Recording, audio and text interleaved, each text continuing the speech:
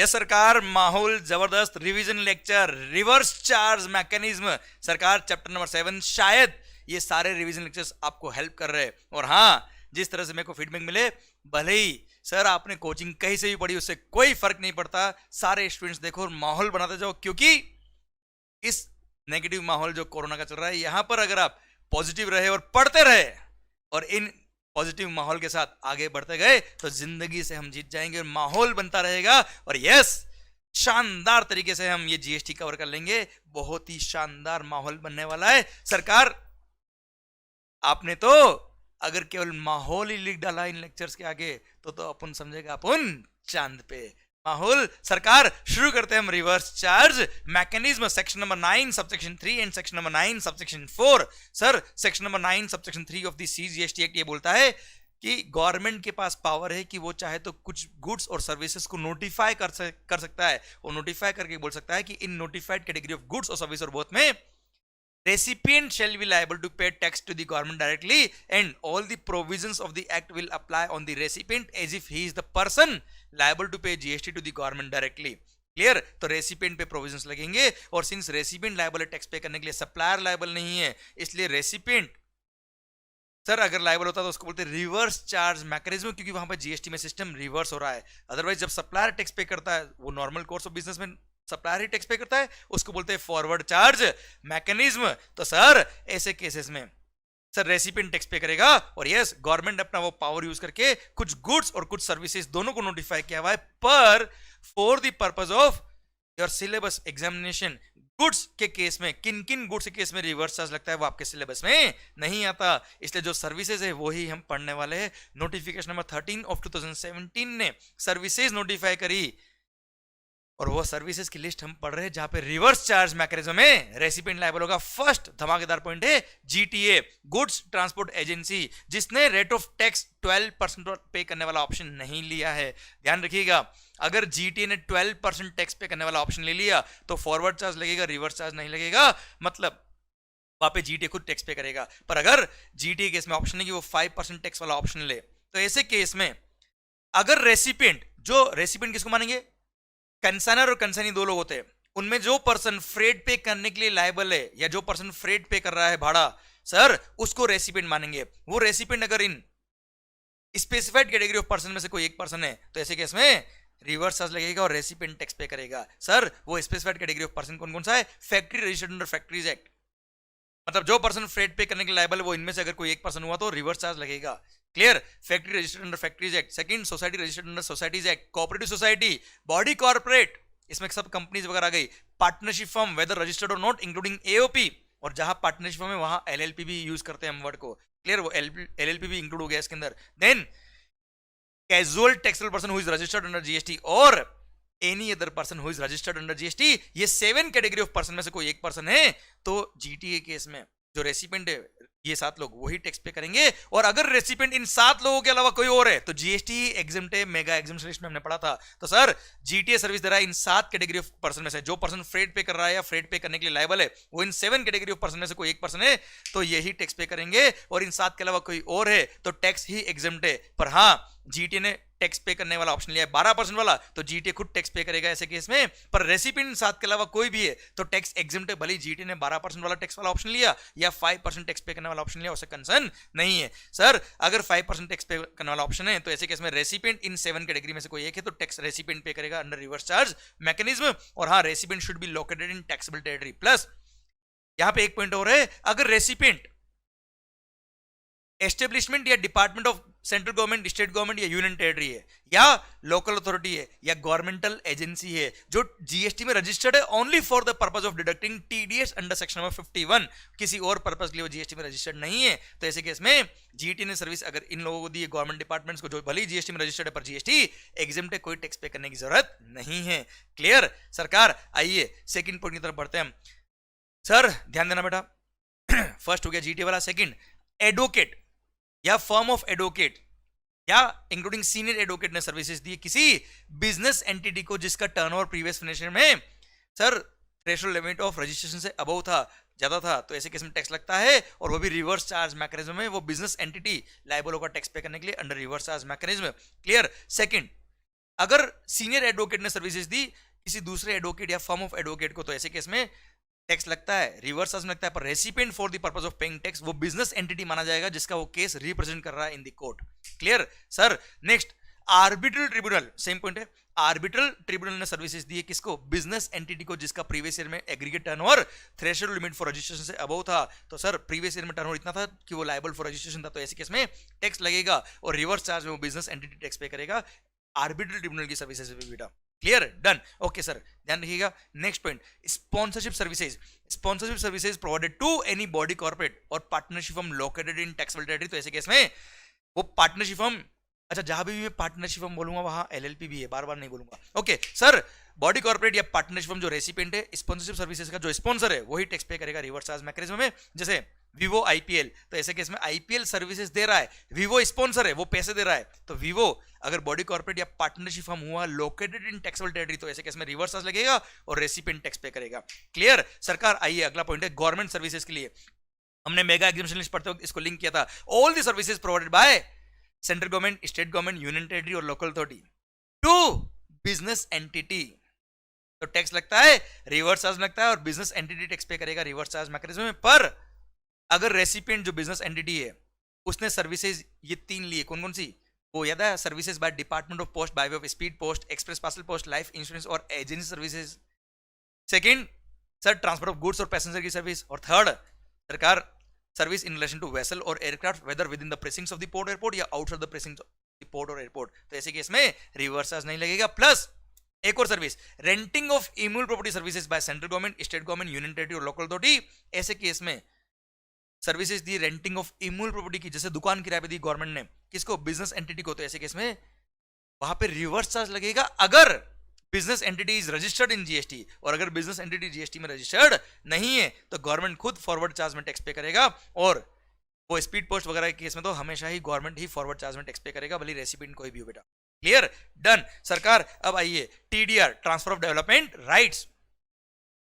Sir किसी society ने, किसी पर्सन ने प्रमोटर को, बिल्डर को डेवलपमेंट राइट ट्रांसफर किए किसी एरिया के, या फ्लोर स्पेस इंडेक्स ट्रांसफर किया including additional floor space index, या फिर सर लॉन्ग टर्म लीज के लिए 30 इयर्स और मोर देन 30 इयर्स के लिए कोई लैंड दी है, इसको प्रमोटर को for development of a project, sir तो ऐसे केस में रिवर्स चार्ज मैकेनिज्म लगता है। वो supply of service by society या पर्सन टू बिल्डर, प्रमोटर होता है बेटा। ऐसे केस में जो प्रमोटर है वो टैक्स पे करेगा रिवर्स चार्ज मैकेनिज्म में। पर हाँ, हमने मेगा एग्जीबिशन में पढ़ा था कि मान लो एक बिल्डिंग बन रही है जिसमें 100 फ्लैट्स है, तो सर मान लो 70% फ्लैट बुक हो गए before grant of completion certificate और its first occupation whichever is earlier. तो ऐसे केस में बच्चों जितने फ्लैट बुक हो गए उस पर टैक्स वैसे भी लगने वाला है, तो उसके प्रोपोर्शनेट डेवलपमेंट राइट की वैल्यू पर डेवलपमेंट राइट की वैल्यू या लॉन्ग टर्म लीज की वैल्यू या फिर सरकार फ्लोर स्पेस इंडेक्स की जो वैल्यू थी उस पर जीएसटी माफ है। पर जितने फ्लैट बुक नहीं हुए, जितने ऑफिसेस बुक नहीं हुए, जितने फ्लैट्स बुक नहीं हुए, उतने सरकार उतने फ्लैट्स की वैल्यू पे जीएसटी नहीं लगने वाला, तो उतने प्रोपोर्शनेट एरिया के लिए ट्रांसफर ऑफ डेवलपमेंट राइट या लॉन्ग टर्म लीज या एफएसआई की वैल्यू पे जीएसटी प्रोपोर्शनेटली लगेगा, जो प्रमोटर को टैक्स पे करना पड़ेगा रिवर्स चार्ज मैकेनिज्म में। ओके बच्चों ध्यान रखिएगा, ये फास्ट वे में रिवीजन लेक्चर से यहाँ पे ये टॉपिक को मैं पढ़ा नहीं रहा हूँ, टॉपिक को मैं रिवाइज करवा रहा हूँ। ओके बच्चों, सो स्पीड फास्ट ही होगी वरना रिवीजन का कोई सेंस नहीं बनेगा। एग्जाम टाइम में रिवीजन में ये हेल्प नहीं कर पाएंगे लेक्चर्स, इसलिए आपको कॉन्सेप्ट सारे आने चाहिए, बस ये रिवीजन आपका हेल्प करेगा रिवाइज करने में, टॉपिक को याद करने के लिए। ओके सरकार आइए, आप मान लो किसी कंपनी के डायरेक्टर हो, डायरेक्टर ने सर्विसेज दी टू बॉडी कॉर्पोरेट और कंपनी, तो ऐसे केस में बॉडी कॉर्पोरेट या कंपनी लायबल होगा टैक्स पे करने के लिए रिवर्स चार्ज मैकेनिज्म के लिए, रिवर्स चार्ज मैकेनिज्म में। और sir director sitting fees in the capacity of director, जो पैसा दिया उसमें कंपनी टैक्स पे करेगी बेटा। देन रिकवरी एजेंट, गुंडा वसूली भाई of a banking company, financial institution including NBFC के केस में जो रिकवरी एजेंट को कमीशन मिलता है उस पर टैक्स कौन पे करेगा? बैंक पे करेगा, फाइनेंशियल इंस्टीट्यूशन पे करेगा। रिकवरी एजेंट अपना कमीशन चार्ज करता है बैंक से। अब रिकवरी एजेंट भाई लोगों से वसूली कर रहा है, क्या डिपार्टमेंट के ऑफिसर उनसे रिकवरी कर पाएंगे? 2 ऑफिसर गए रिकवरी करने, वापस आया ही नहीं बेटा तो ऐसे केस में रिवर्स चार्ज लगा दिया और बोल दिया उनके कमीशन पे जो टैक्स बनता है वो गवर्नमेंट को डायरेक्ट बैंक पे करेगा, फाइनेंशियल इंस्टीट्यूशन पे करेगा, वो रिकवरी एजेंट के केस में फॉरवर्ड चार्ज नहीं लगेगा। देन इंश्योरेंस कंपनी के agent, insurance agent providing services to insurance company या इंश्योरर के केस में रिवर्स चार्ज लगेगा, और इंश्योरेंस एजेंट को जो कमीशन मिलता है उस कमीशन पे रिवर्स चार्ज में इंश्योरेंस कंपनी खुद टैक्स पे करेगी under reverse charge mechanism. Next क्या है? कॉपीराइट। बच्चों ध्यान रखिए, कॉपीराइट किस चीज का होता है? कॉपीराइट बुक्स का होता है बेटा, ओरिजिनल लिटरेरी, ड्रामेटिक, म्यूजिकल और आर्टिस्टिक वर्क। इसमें ऑथर या जो आर्टिस्ट होता है या म्यूजिशियन जो होता है उसको रॉयल्टी मिलती है, जो पब्लिशर देता है या प्रोड्यूसर देता है बेटा, या म्यूजिक कंपनी देती है।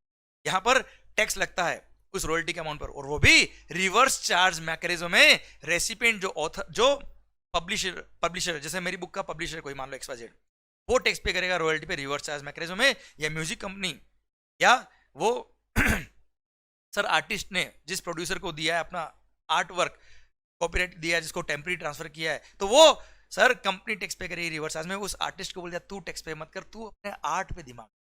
पर ऑथर के केस में एक एक्सेप्शन बना दिया। ऑथर ने जो अपना टेम्पररी ट्रांसफर और permitting the use of the intellectual property right in respect of original literary जो ट्रांसफर किया है पब्लिशर को, उस पर रिवर्स चार्ज मैकेनिज्म लगता है और पब्लिशर लायबल होता है टैक्स पे करने के लिए। पर वहां पर एक कंडीशन बोलती कि ऑथर चाहे तो सर खुद लायबिलिटी ले सकता है अंडर फॉरवर्ड चार्ज मैकेनिज्म। वो इंटीमेशन देगा उसके ज्यूरिसडिक्शनल कमिश्नर को कि भाई मैं इसमें रिवर्स चार्ज नहीं लगवाना चाहता हूं, मैं इसमें फॉरवर्ड चार्ज में मैं खुद टैक्स पे करूंगा। क्लियर? और टैक्स इनवॉइस पे भी ये डिक्लेरेशन देगा, उस पर टैक्स चार्ज करके पब्लिशर से टैक्स लेगा, फॉरवर्ड चार्ज में खुद टैक्स पे कर सकता है। ये ऑप्शन दिया है ऑथर के केस में, बाकी केसेस में ऑप्शन नहीं है। अच्छा ध्यान रखना, जितने भी केस में पढ़ा रहा हूं रिवर्स चार्ज में, वहां सारे ही केसेस में recipient should be located in taxable territory. Okay, आइए अगली बात। Sir overseeing committee of the RBI, उसके जो मेंबर्स होते हैं उन्होंने जो सर्विसेज दी आरबीआई को, उसके केस में आरबीआई जो उनको फीस दे रही है, उस केस में आरबीआई खुद रिवर्स चार्ज में टैक्स पे करेगी गवर्नमेंट को, वहां पर फॉरवर्ड चार्ज नहीं लगेगा।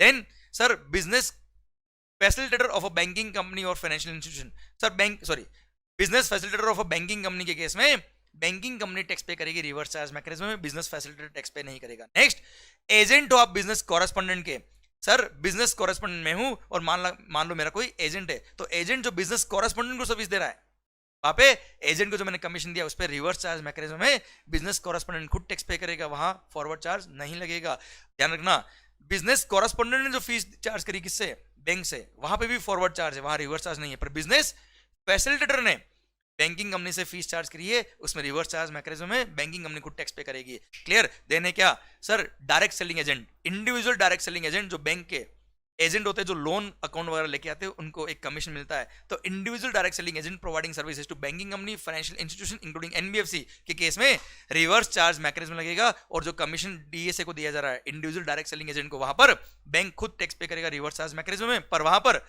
जो सर्विस सप्लायर है, जो DSA, he should be individual direct selling agent other than a body corporate, partnership और एलएलपी। मतलब डायरेक्ट सेलिंग एजेंट खुद अगर एक बॉडी कॉर्पोरेट है या पार्टनरशिप में या एलएलपी है, तो वो खुद टैक्स पे करेगा फॉरवर्ड चार्ज में, वहां रिवर्स चार्ज नहीं लगेगा। देन आइए सिक्योरिटी सर्विसेज। कौन सी सर्विस बच्चों? अरे भाई सिक्योरिटी सर्विसेज होता है ना, सिक्योरिटी पर्सनल सप्लाई करते हैं, सिक्योरिटी गार्ड वगैरह देखेंगे अपने शॉपिंग मॉल्स वगैरह के बारे में। तो sir security services provided to any registered person, अगर recipient is a registered person और उसको सिक्योरिटी सर्विसेज प्रोवाइड करिए including supply of security personnel, तो ऐसे केस में रेसिपिएंट जो जीएसटी में रजिस्टर्ड पर्सन है वो टैक्स पे करेगा अंडर रिवर्स चार्ज मैकेनिज्म। पर यहाँ पे कंडीशन है कि जो सर्विस दे रहा है security service, that should be any person other than a body corporate. मतलब सिक्योरिटी सर्विस प्रोवाइड करने वाला खुद अगर एक बॉडी कॉर्पोरेट है तो वहां रिवर्स चार्ज नहीं लगेगा, क्योंकि बॉडी कॉर्पोरेट एक खुद समझदार कंपनी होती है, उसका खुद का ऑडिट होता है, वहां पे खुद ही टैक्स वो पे कर देंगे। पर बॉडी कॉर्पोरेट के अलावा कोई और पर्सन अगर सिक्योरिटी सर्विस दे रहा है रजिस्टर्ड पर्सन को, तो जीएसटी में रजिस्टर्ड है रेसिपिएंट, तो रिवर्स चार्ज मैकेनिज्म में वो रेसिपिएंट टैक्स पे करेगा। पर इसके भी दो एक्सेप्शन है। फर्स्ट, अगर रेसिपिएंट एक कंपोजिशन स्कीम सप्लायर है, मतलब रेसिपिएंट जीएसटी में रजिस्टर्ड है पर उसने कंपोजिशन स्कीम अगर ले रखी, तो वहां रिवर्स चार्ज नहीं लगाएंगे, वहां फॉरवर्ड चार्ज में सिक्योरिटी सर्विस देने वाला ही सर्विस टैक्स पे जीएसटी पे करेगा। सेकंड, रेसिपिएंट अगर वही एस्टेब्लिशमेंट और department of the central government, state government या यूनियन टेरिटरी या लोकल अथॉरिटी है या गवर्नमेंटल एजेंसी है जो जीएसटी में रजिस्टर्ड है only for the purpose of deducting TDS, तो ऐसे केस में रेसिपिएंट भले ये टीडीएस काटने के लिए जीएसटी में रजिस्टर्ड है, पर फिर भी वहां पे सिक्योरिटी सर्विस अगर उनको दी है तो रिवर्स चार्ज नहीं लगाएंगे, और यहाँ पे फॉरवर्ड चार्ज में सिक्योरिटी सर्विस प्रोवाइड करने वाला ही टैक्स पे करेगा। पर कंडीशन क्या है? वो रेसिपिएंट जो टीडीएस काटने के लिए लायबल था वो जीएसटी में रजिस्टर्ड है only for the purpose of TDS, और किसी पर्पस के लिए रजिस्टर्ड नहीं होना चाहिए। क्लियर? नेक्स्ट, सरकार ध्यान दीजिएगा, next point, renting of motor vehicle service. कौन सा बेटा? Services provided by way of renting of motor vehicle design to transport passengers. यहाँ पे कॉस्ट ऑफ फ्यूल, जो पेट्रोल वगैरह की कॉस्ट होती है, वो भी इंक्लूडेड इन द कंसिडरेशन। और जो सप्लायर ने renting of motor vehicle service दी है, क्लियर, उसमें रेट ऑफ टैक्स उसने 12% वाला ऑप्शन नहीं लिया। जैसे जीटीएम ऑप्शन होता है 5% टैक्स पे करना है या 12% वाला ऑप्शन लेना है। अगर 12% टैक्स पे करने वाला ऑप्शन लिया सर्विस सप्लायर ने तो फॉरवर्ड चार्ज ही लगेगा। पर 12% सीजीएसटी 6%, एसीजीएसटी 6% या आईजीएसटी तो 12%। 12% के अलावा दूसरा टैक्स पे करा, मतलब 5% पे करा, या वो रजिस्टर्ड ही नहीं टैक्स पे कर रहा है, तो ऐसे केस में sir renting of motor vehicle design to transport passengers के केस में अगर recipient is a body corporate, recipient कौन है बेटा? बॉडी कॉर्पोरेट है, तो ऐसे केस में रिवर्स चार्ज में वो रेसिपिएंट बॉडी कॉर्पोरेट टैक्स पे करेगा। पर इसमें भी एक कंडीशन है कि supplier should not be a body corporate. मतलब सप्लायर जो renting of motor vehicle service दे रहा है वो खुद ही अगर एक बॉडी कॉर्पोरेट है तो वो खुद समझदार पर्सन है, उसकी खुद की ऑडिट होती है, उसके खुद की books of accounts properly maintain किए जाते हैं, वो खुद टैक्स पे कर देगा।